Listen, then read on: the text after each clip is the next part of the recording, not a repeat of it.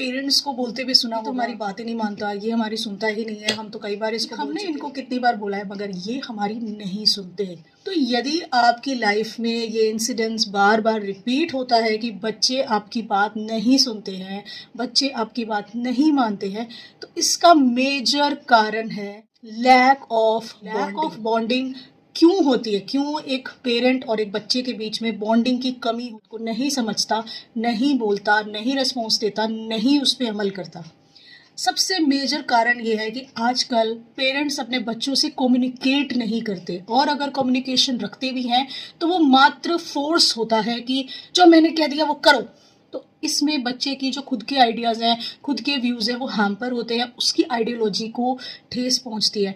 इसलिए यदि आप चाहते हैं कि आपका बच्चा स्मार्टली बिहेव करे, आपकी बात को समझे, तो आपने अपने डिसीजंस को थोपना नहीं है। You need to make them understand why everything you are telling them is important.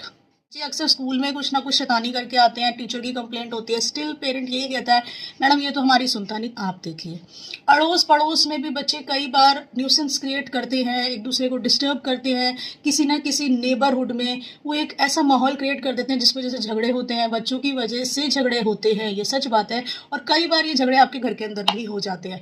सिर्फ उसका कारण ये है कि आपने उसे कुछ इंस्ट्रक्शंस दी थी लेकिन उसने वो फॉलो नहीं करी। तो बच्चा कोई ऐसा नहीं है, टेम्ड एनिमल नहीं है कि वो आपकी हर बात को जैसा सुनेगा वैसा फॉलो करेगा।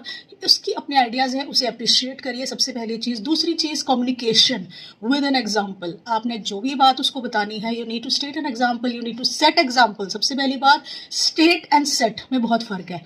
स्टेट मतलब आपने किसी और का एक्सपीरियंस उसको बताया लेकिन उसे वो अच्छा नहीं लगा, but you are setting an example.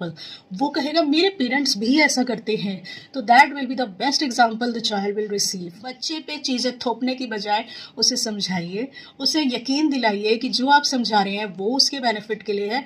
और ये तभी हो सकता है जब आप उससे बात करें, आप अपने आसपास के डिस्ट्रैक्शंस को साइड रख दें, अपने मोबाइल फोन्स को साइड में रख दें, अपने आसपास जो लोग हैं उनको थोड़ी देर के लिए भूल जाए जब आप उससे बात करें। इसलिए इंपॉर्टेंट है ताकि बच्चों के साथ आपकी इमोशनल बॉन्डिंग बने, स्ट्रॉन्ग हो। इमोशनल बॉन्डिंग सिर्फ इस चीज़ से नहीं बनती अगर तूने ये नहीं किया तो मैं ऐसा कर दूंगी, अगर तूने ये नहीं किया तो मैं नाराज़ हो जाऊंगी। No, you need to make them understand ये जो आप कर रहे हैं, ये बच्चे को लग रहा है कि आप ब्लैकमेलिंग कर रहे हैं उसको, उसके माइंड के साथ खेल रहे हैं। वो उसको समझ आता है हमने बच्चों को बहुत प्यार देना है, इमोशंस उसको बताने हैं कि इमोशंस एग्जैक्टली होते हैं। चीज़ है कि आपने बच्चों को कभी कंपेयर नहीं करना है कि उस बच्चे को देखिए वो तो ऐसे कर रहा है, उस बच्चे को देखिए वो तो ऐसे कर रहा है। तो ये चीज़ें भी अवॉइड करनी है। तो इससे आपके बच्चे और आपके बीच में एक बहुत अच्छा बॉन्ड बनेगा, लैक ऑफ कम्युनिकेशन की प्रॉब्लम दूर होगी और जो इमोशंस आप उसको देना चाहते हैं वो उसे समझेगा।